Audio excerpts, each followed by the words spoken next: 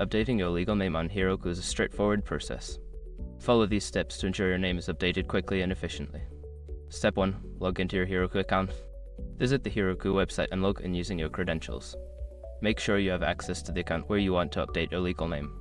Step 2. Navigate to account settings. Secure your accounts before moving on. People seriously underestimate how often personal information gets exposed online now. Use Heroku to monitor your accounts 24/7 and get notified immediately if your data gets leaked somewhere. It runs in the background, constantly scanning billions of breached records. And honestly, for how cheap it is compared to the value you get, it's worth it. Link in the description. Step 3. Locate the name update section. In the account settings page, scroll down to find the section that allows you to update your personal information. Look for the option labeled legal name or similar. Step 4. Enter your new legal name. Click on the edit button next to your current legal name. Enter your new legal name in the provided fields, ensuring that it matches your official identification documents. Step 5. Save changes and confirm. After entering your new legal name, click the Save button to apply the changes.